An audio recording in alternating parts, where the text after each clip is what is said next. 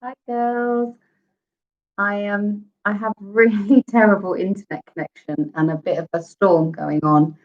So I keep having power cuts, and I'm hoping that this is going to stay live, but I may disappear. And if I do, I will make this video and then post it separately. But nice to have you here, girls. I'm just going to wait to make sure that I know that Millie's here. So Millie, when you're here, can you just give me a little wave and then I'll make a start. I'm going to try and keep this sat outside Wagamamas. What are you doing? You two are crazy.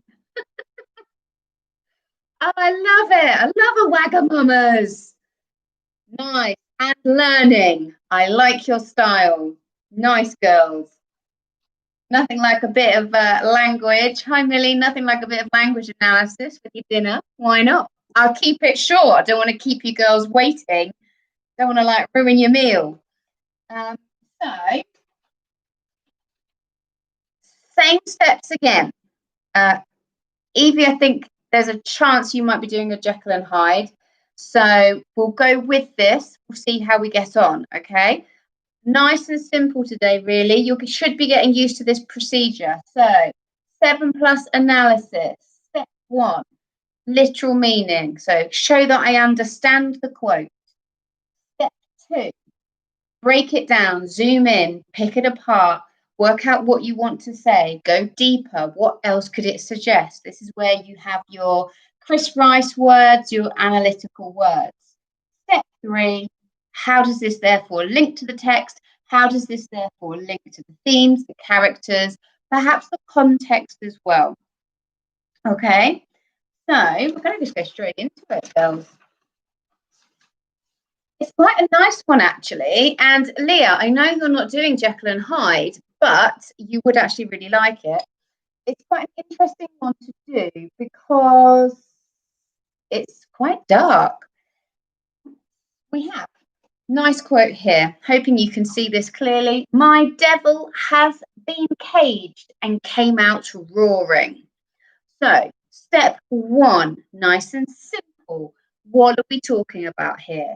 He's making a comment about how his anger and his feelings that perhaps he's been like holding in over time are coming out. So that's all being released. And it's the idea of him just letting go of what he's been holding in. That's kind of the literal, in a sense. Then we move to step 2. So we're going to pick this apart a little bit more. It's a really nice quote to do. It's nice and simple, but there's loads you can say. First thing we're going to mention is we can't talk about Jekyll and Hyde without talking about the duality of human nature. Now, duality of human nature sounds like it's something really complicated, but it isn't. It's just the idea and the concept that within us, we all have good and evil. So we all have that desire that we maybe repress, that we kind of push down and we hold in and we try to not let out. But everybody has within them the ability to be mean, to be nasty, to be evil.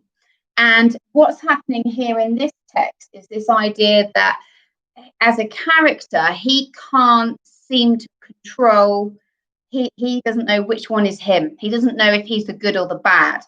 And so he's trying to be good and he's trying to be this citizen, but he can't seem to get rid of that bad voice.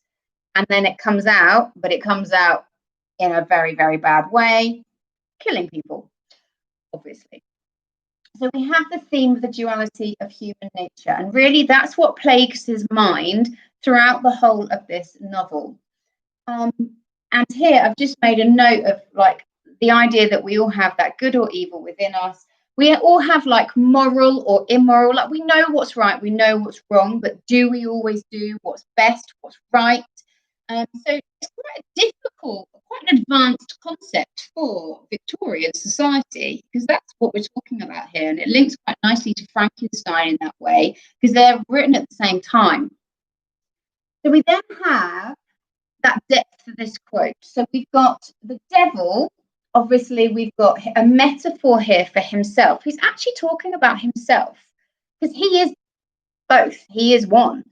And he talks of it as if it's an other, much like what Frankenstein does, of like, oh, well, it's not my fault. It just sort of happened. I couldn't control it.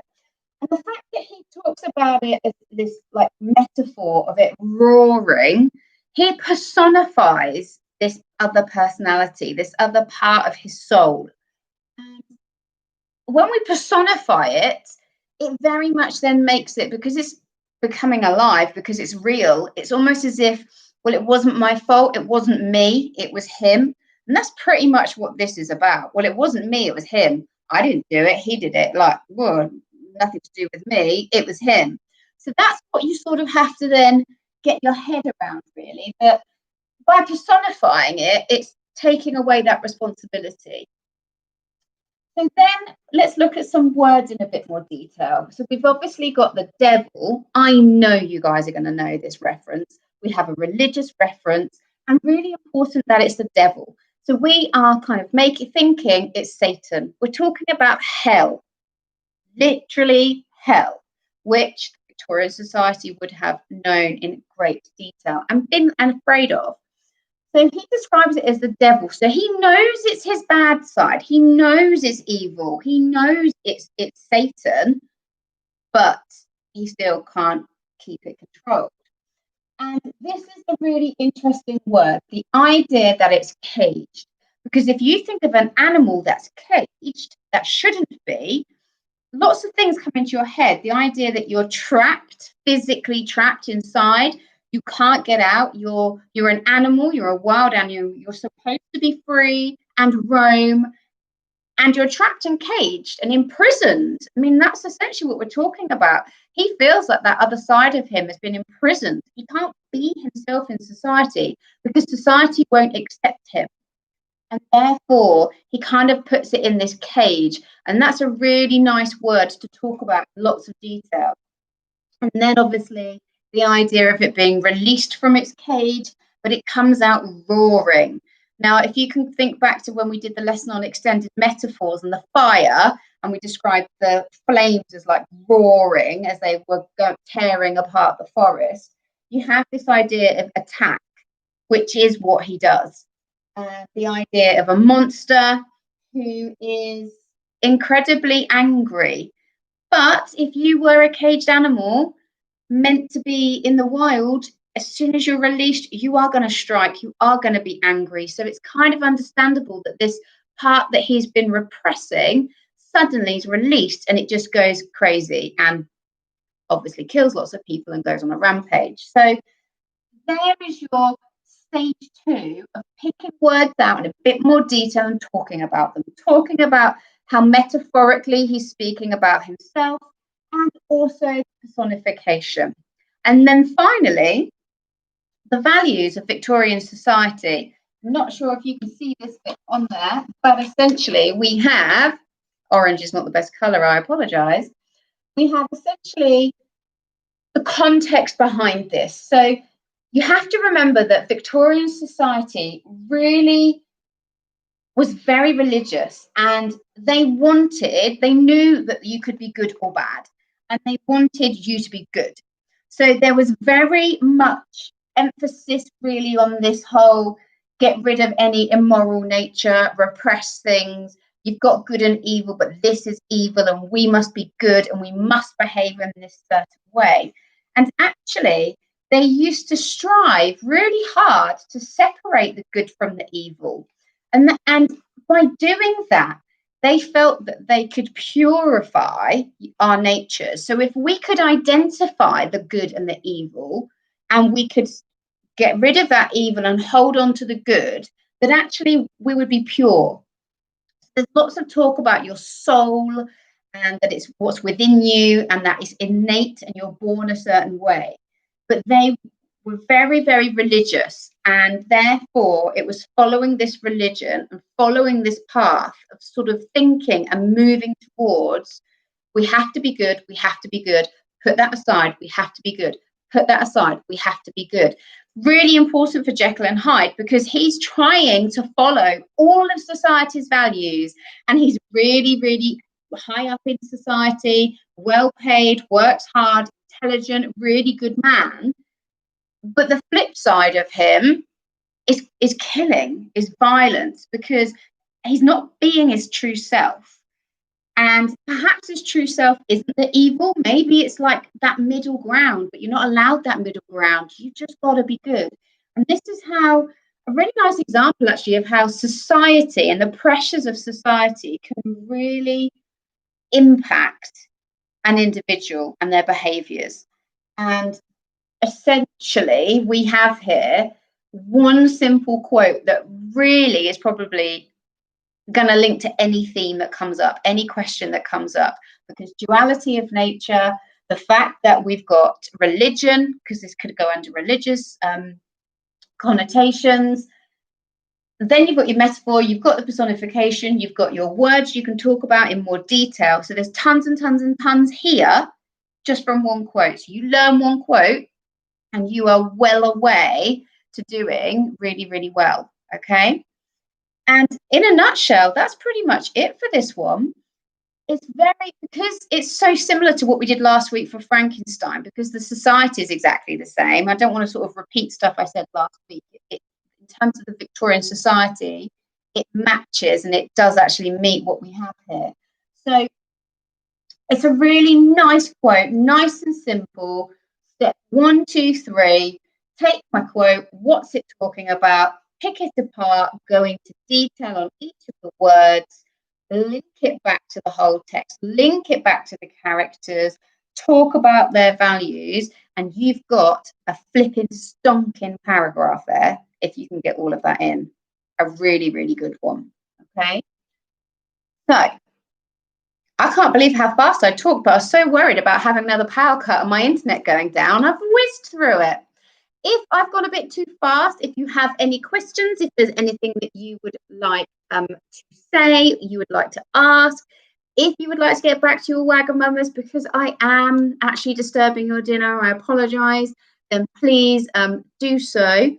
I know I've had a request for next week's session. So after next week's session, I'm now available for requests for anything else that people would like to do.